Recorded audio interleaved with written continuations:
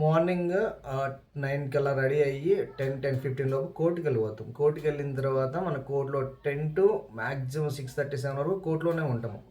Court work అయిన తర్వాత మళ్ళీ ఒక 2-3 అవర్స్ ఆఫీస్లో వర్క్ ఉంటుంది. రేపటి కేసెస్ చూసుకోవడం కానీ, లేకపోతే క్లయింట్స్తో మాట్లాడడం కానీ, నెక్స్ట్ ఇంకా డ్రాఫ్టింగ్ కానీ, లేకపోతే పిటిషన్స్ రెడీ చేసుకోవడం కానీ, ఇదంతా డ్రాఫ్టింగ్ వర్క్ అంతా ఒక 2-3 అవర్స్ చేసుకుంటాము. కొన్నిసార్లు 11 అవుతుంది, 12 అవుతుంది, ఎక్స్టెండ్ అవుతుంది. బట్ ఇంత బిజీ ఉన్నా సరే గ్యాప్లో కొంచెం టైం తీసుకొని కొంచెం గ్యాప్లో వీకెండ్స్లోనో లేకపోతే ఎప్పుడో 1-2 వీడియోస్ పెడితేనే లెఫ్ట్ వింగ్ సంబంధించిన వాళ్ళు కానీ కొంతమంది కుక్కలు తట్టుకోలేకపోతున్నాయి. నాకు డిఎమ్స్ చేస్తున్నారు, బెదిరిస్తున్నారు. అరే ఏమనుకుంటున్నారా బాబు మీరు? కొంచెం టైం తీసుకొని, అర్థమవుతుందా? నాది కాదులే, ఒక 4 అవర్స్ 3 అవర్స్ కూడా వీడియోస్కి పెడితే ఇంకా రేంజ్ వేరుంటుంది. మీరు నోటికొచ్చినట్టు మాట్లాడి ఇష్టం వచ్చినట్టు మాట్లాడితే మీకు ఎక్కడి వరకు మాట్లాడితే ఏ ఎక్స్టెంట్ వరకు మాట్లాడితే ఏమవుతుందో చట్టాలు కూడా చాలామంది తెలియదు. కానీ నాకు తెలుసు నేను ఏ లెవెల్ వరకు మాట్లాడచ్చు, నేను ఏ లెవెల్కు వరకు మాట్లాడితే నేను అది అఫెన్సిబుల్ అవుతుంది, ఎక్కడి వరకు ఒకవేళ మాట్లాడినా నేను ఎలా తప్పించుకోవచ్చు, ఒకవేళ నన్ను థ్రెట్ చేసిన వాళ్ళకి ఏమేమి కేసులు పెట్టచ్చు, వాళ్ళని ఎలా ఇబ్బంది పెట్టచ్చు, వాళ్ళని ఎలా టార్చర్ చేయొచ్చు లీగల్గా, అవన్నీ నాకు తెలుసు.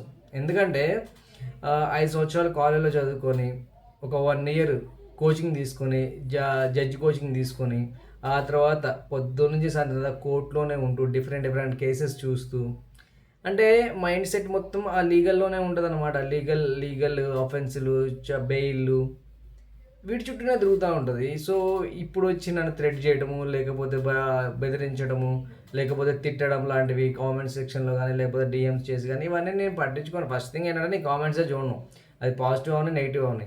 డిఎమ్స్ కూడా చూసేంత టైం కూడా ఉండదు. ఒకవేళ 1-2 చూసినా సరే నాకేం అనిపించింది. ఎందుకంటే ఒకడికి మండుతుంది, ఒకడు మళ్ళీ బూతులు తిడుతున్నారు, మండుతుంది, వాడికి కామెంట్ చేస్తున్నాడు, లేకపోతే ఫోన్ చేసి బెదిరిస్తున్నాడు, మెసేజ్ చేసి బెదిరిస్తున్నాడు అంటే దాని అర్థం ఏంటంటే వాడికి ఉక్రోషం తట్టుకోలేక, అంటే మన వీడియో వాడికి అంత మంట పెట్టిందని అర్థం అనమాట. సో నేను దాన్ని ఎలా చూస్తానంటే, నా వీడియో బాగుందా బాగాలేదా అని చూసిన వాళ్ళు బాగుంది సార్, లేకపోతే బాగా మాట్లాడారని చెప్పేసి కామెంట్ చేస్తే చూడను. ఇలాంటి మెసేజ్లు వచ్చినప్పుడు వాడికి మండుతో చూసినావా, అది నా రిజల్ట్ అనమాట.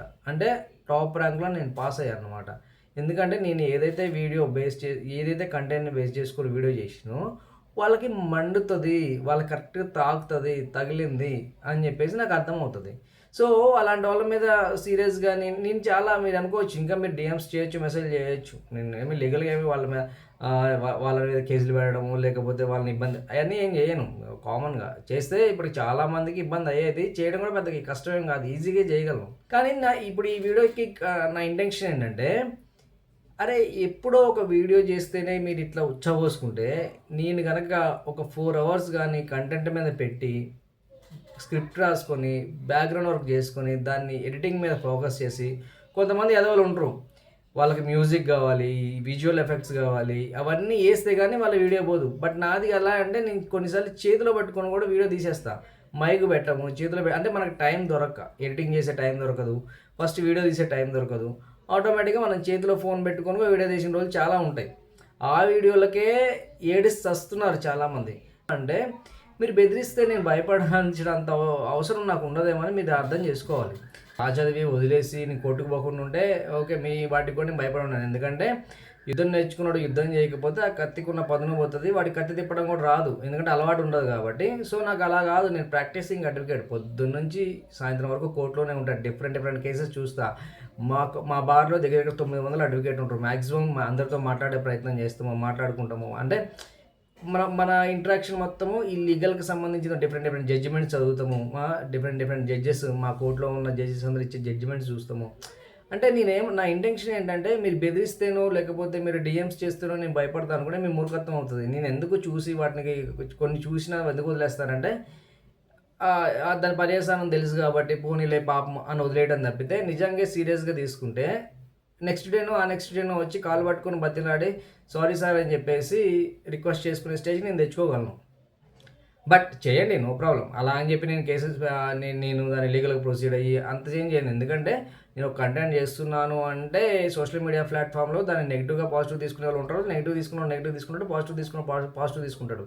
అన్ని పూలే బలాలి రాళ్ళు పడితే మాత్రం నేను ఊరుకోను అనే రీతిలో నేను ఉండను. కొంతమంది ఉండి రౌండ్ టేబుల్ కాన్ఫరెన్స్ పెట్టి మరీ చెప్తారు, మమ్మల్ని అంటరా అని అంటారు. ఎందుకన్నారు అంటే మనం ఒక మంచి వీడియో చేసినా దాని మీద ఇద్దరు ముగ్గురికి నచ్చకపోవచ్చు. వాళ్ళు ఒక బ్యాడ్ కామెంట్ ఏదో చేస్తారు. బ్యాడ్ కామెంట్ పెట్టేటోడికి మనం ఏం చేయలేము. వాడి సంస్కారం అలాంటిది, వాడు పెరిగిన వాతావరణం అలాంటిది, వాళ్ళ ఇంటి వాళ్ళని కూడా అలానే చూస్తున్నాడు, బ్యాడ్ కామెంట్ పెడతాడు. బట్ విమర్శనాత్మక ఒక మంచి విమర్శ అంటే వాడి ఒపీనియన్ షేర్ చేయడం లాంటివి చేసేటోళ్ళు చేయండి, నో ప్రాబ్లం. అలా చేసేటోళ్ళు ఉంటేనే చాలా మంచిది.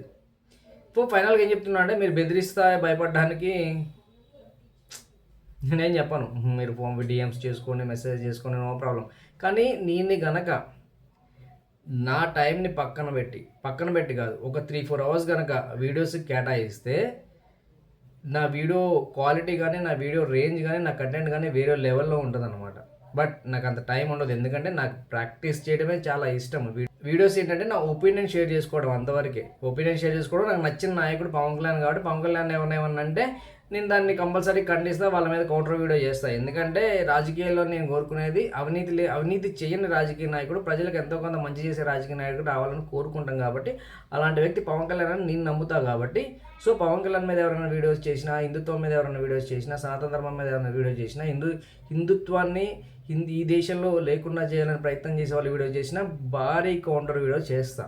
ఎందుకంటే అది నా ధర్మం అని నేను ఫీల్ అవుతా. కాబట్టి పవన్ కళ్యాణ్ ఎందుకు సపోర్ట్ చేస్తా అంటేనేమో ఆయన నిజాయితీకి, హిందుత్వాన్ని ఎందుకు సపోర్ట్ చేస్తా అంటే నా ధర్మం అది కాబట్టి.